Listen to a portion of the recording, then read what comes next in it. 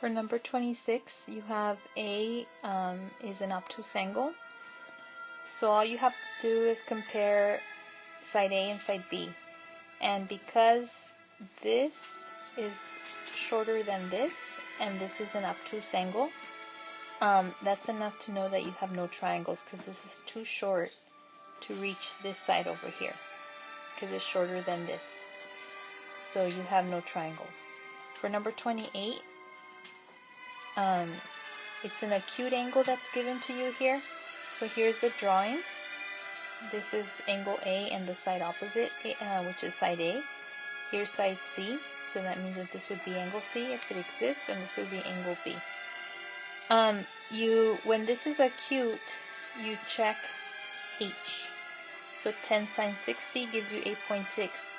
Because this measure is between H and 10, in other words, H is less than side 1, which is less than side 2. So side 1, this one, is between this one and this one. Then you have two triangles.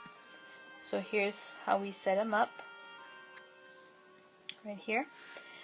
And so these are the measurements that we're missing. Okay? So I'll set them up here on the left side. Okay, so to find angle C for each triangle, the first thing we do is set up the law of sines right here. And notice I have C1 right here. So you cross multiply, and this is what you end up with. And you get sine of C1. So this is going to give you a ratio. So you do inverse sine to find the angle. And this is the angle. So I put the answer here. Now these two are related in that they're supplementary.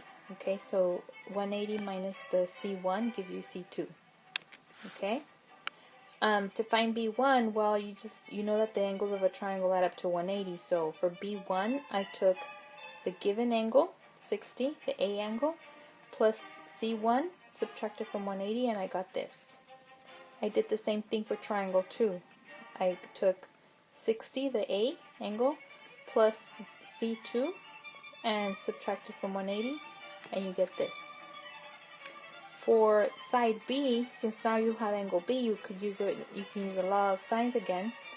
Here's the A information, side A and angle A, and we're looking for B1. Again, it's just a law of sines.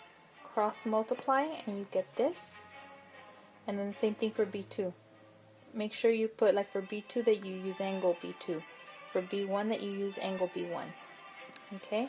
Cross multiply, and this is what you have for B2. After you put this into a calculator, you get this for B1 and this for B2, and you're done. For number 30, you set up the triangle, calculate H right here. So you take this side times the sine of this angle, because again it comes from SOHCAHTOA. So when you solve for H, this is what you get. And you see that H is 10.8, so this side is too short, it's shorter than this, so it's not going to reach this side down here, so no triangle. So for 56, they want you to give conditions for A that would give you one triangle, two triangles, or no triangle. So I'm going to start with one triangle. So given that the point is 4, 3, you know that this length right here is 5, okay?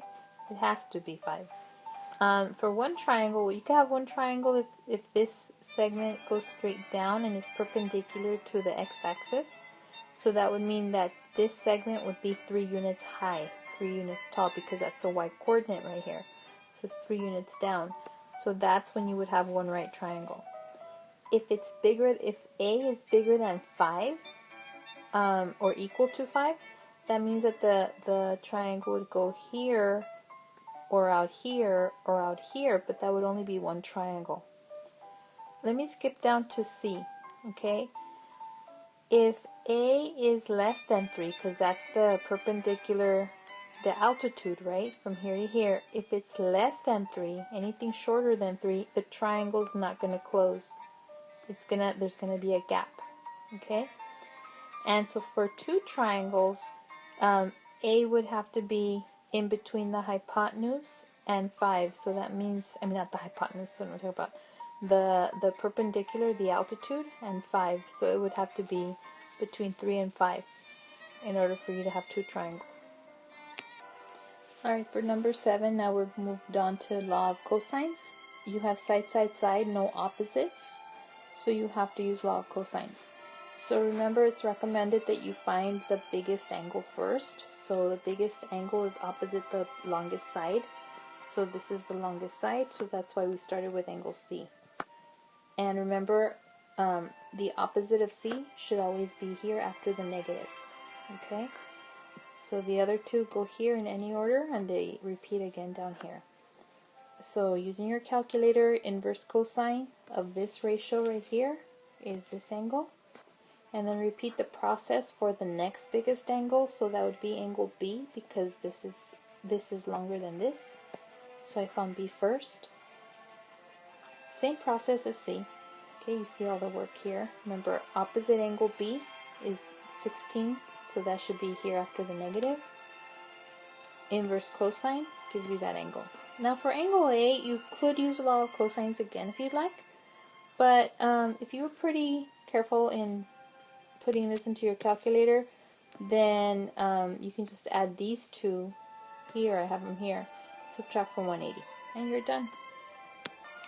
Number 10 is a repeat of number 7, just with decimals, but the concept is exactly the same.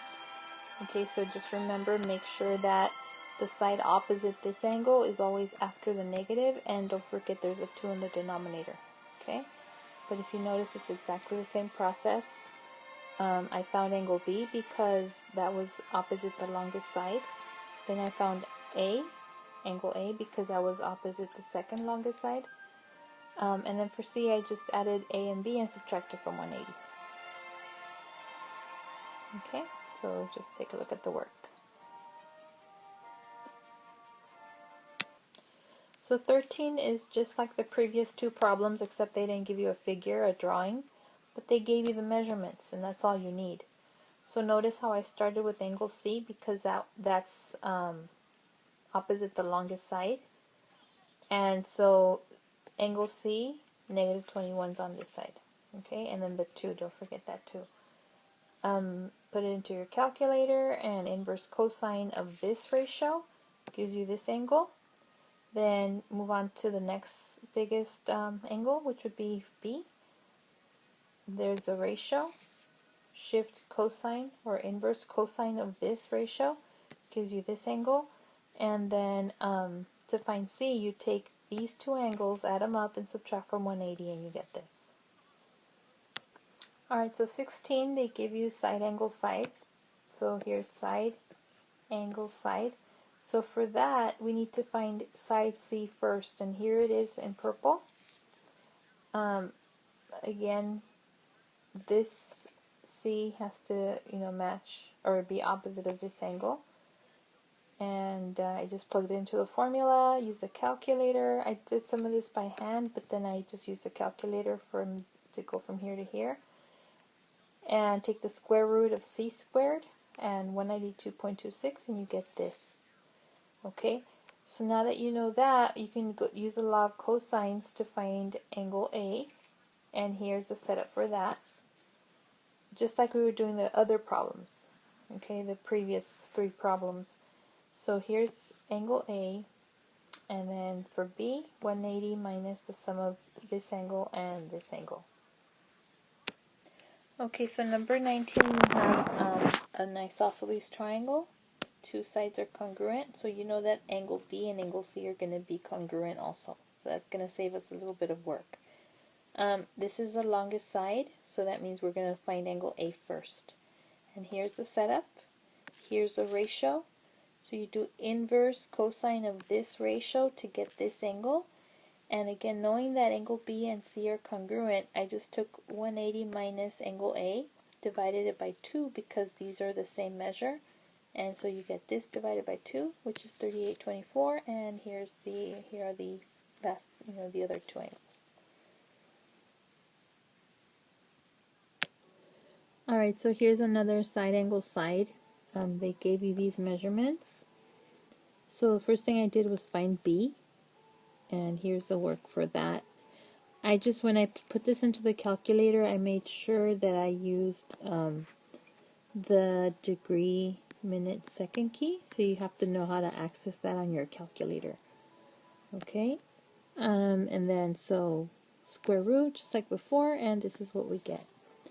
Now I didn't keep more digits. I should have, because when I got to the angles I was off by a minute. So in the book A is 141:45 minutes, and this one's 40 minutes. And I think, well, I don't think, I know it's because I didn't keep more digits here and here. Okay, so that's why I was off by a little bit. But I didn't want to redo it, so I just kept the answers that I got on my calculator. So after you find B, after you find this, you go on and find either angle A or C. I picked A because it's bigger. It's opposite the longer side. So here's the work. Again, I should have kept a couple more digits here so that this could be more precise. Inverse cosine of this ratio, and the calculator gives you a decimal, but because they gave you the original angle in minutes, degree minutes, you have to give your answer in degree minutes. And it's all a matter of just, pressing this button, and it changes this angle to this angle. And for C, you subtract the sum of these two angles. Again, I just input them into my calculator using this key again.